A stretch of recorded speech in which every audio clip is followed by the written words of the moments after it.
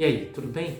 Sou Alfredo Oliva, sou professor universitário e quero falar sobre Michel Foucault, meu filósofo favorito, e você certamente está vendo aqui, deste lado aqui, uma caricatura do Michel Foucault que foi feita pelo meu irmão. Ele criou a caricatura e eu coloquei essa caricatura no quadro, pintei. Então ele está aqui, o Foucault está me acompanhando nesse vídeo de hoje exatamente porque o tema envolve mais um curso do Foucault e é um curso que tem uma relação com o curso Poder Psiquiátrico. Chama-se Os Anormais e foi o curso que foi ministrado por Foucault no ano seguinte no Collège de France, na passagem de 1974 para 1975. Nesse curso, o Foucault procura fazer o que ele chama de uma genealogia da anormalidade. Então, uma genealogia para o Foucault é um procedimento de dimensionar historicamente um fenômeno para mostrar que esse fenômeno não existe naturalmente no mundo, mas ele é uma criação cultural, uma criação social. Então, isso que nós chamamos de pessoa anormal, ela é uma criação cultural. Não existem pessoas anormais, a não ser que alguém, a partir de algum momento, passe a designar que essas pessoas são anormais. Quer dizer, alguém tem que dizer o que é normal, alguém tem que estabelecer os parâmetros de normalidade, e quando esses parâmetros de normalidade são estabelecidos, sobra sempre então uma margem. Aquelas pessoas que estão fora dos parâmetros de normalidade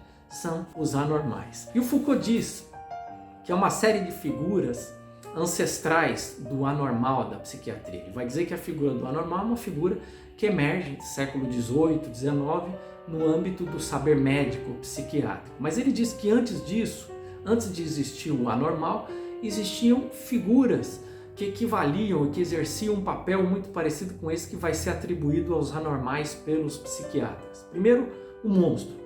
Aquele cara que estava em confronto com a lei. O Foucault, por exemplo, num livro, uma publicação, um dossiê que ele foi coordenador, ele contou a história, através de documentos principalmente, de um parricida, de um cara que matou a sua família, e o que o discurso jurídico consegue fazer com esse sujeito é dizer que ele é um monstro, ele é inclassificável, quer dizer, um absurdo que exista uma pessoa que em algum momento chegue ao ponto de matar a família. Também diz que uma outra figura ancestral é o indivíduo a ser corrigido. Então, as instituições têm padrões, têm comportamentos ou tipos de comportamentos que são desejados por elas. Quando a pessoa não corresponde a esse padrão, ele é um indivíduo que precisa ser corrigido para se enquadrar nos padrões das instituições. E por fim ele diz que há a figura do masturbador ou onanista, fazendo uma referência ao personagem bíblico Onã, que despejava a sua semente no chão, naturalmente fazendo uma referência ao ato de masturbação, que diz respeito a figuras que são controladas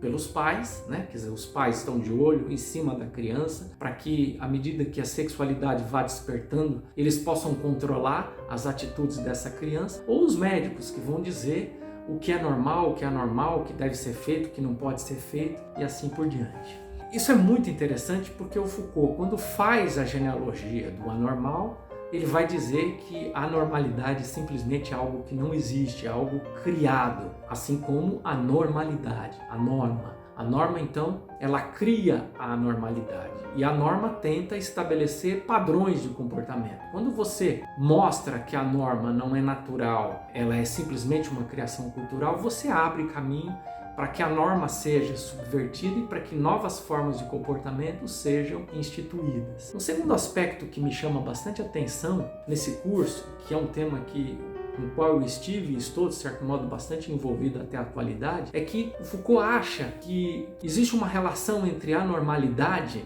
e possessão demoníaca. Que a figura do possesso, do ponto de vista religioso, possesso por um demônio, por um ser entrevado, por um ser, um invasor, mostra uma figura ancestral também do anormal, uma das primeiras figuras dos anormais. E eu vou tentar explicar um pouco isso. O que é legal aqui é que o Foucault faz uma distinção entre feitiçaria e possessão. Foucault vai visitar ali os séculos 17, 18, 19 e diz que nós temos duas figuras distintas. A primeira figura é a figura da feiticeira, que diz respeito a um problema externo ao catolicismo. Quando o catolicismo encontrava resistência às suas tecnologias de poder, pessoas que não queriam aderir ao catolicismo, então essas pessoas eram consideradas feiticeiras, né? A gente sabe que existe uma grande neurose de caças bruxas, de caças de feiticeiras e coisas do tipo, pegando o fim da Idade Média, passando por toda a Idade Moderna, e o Foucault faz uma interpretação desse fenômeno, né?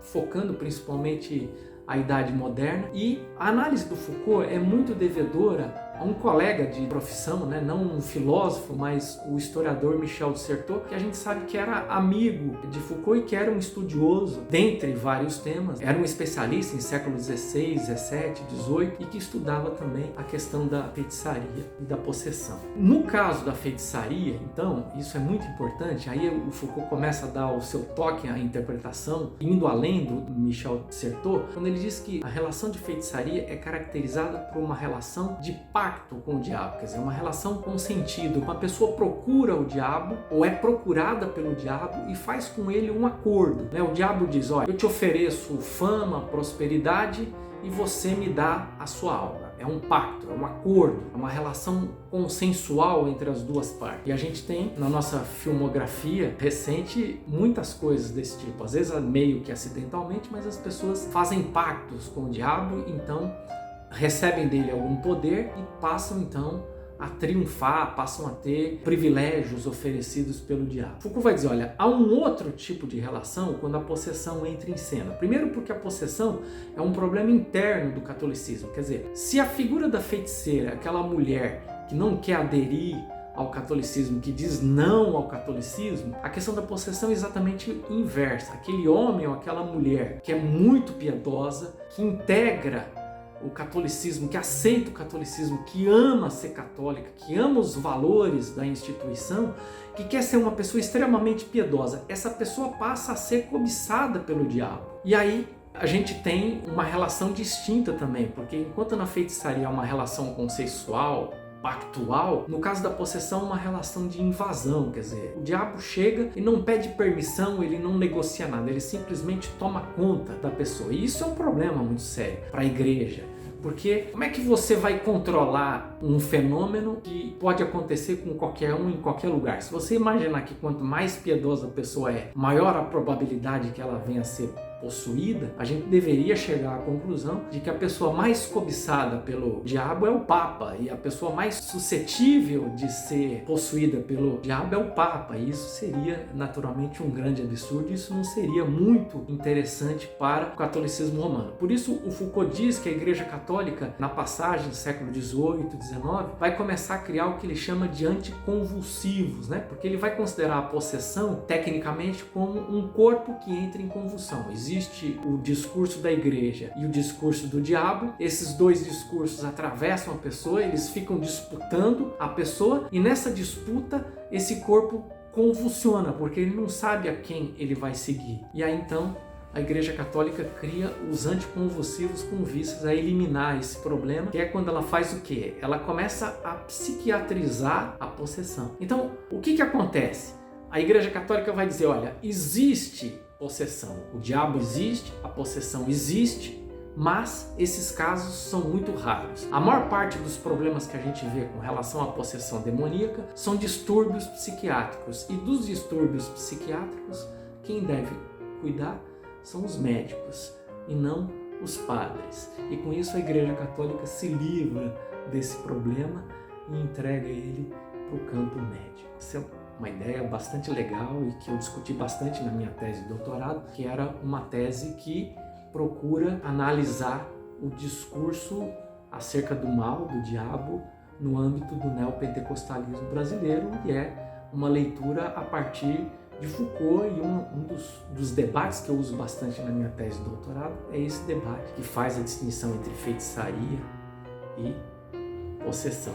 Foi mais uma breve abordagem de alguns aspectos de mais um curso do Foucault. Espero que vocês tenham gostado. Se gostaram, não se esqueçam de se inscrever no meu canal, de curtir o vídeo, se possível compartilhar nas suas redes sociais e deixe aí os seus comentários, as suas opiniões, as suas impressões, as suas reações e quem sabe até alguma sugestão de tema também, tá bom?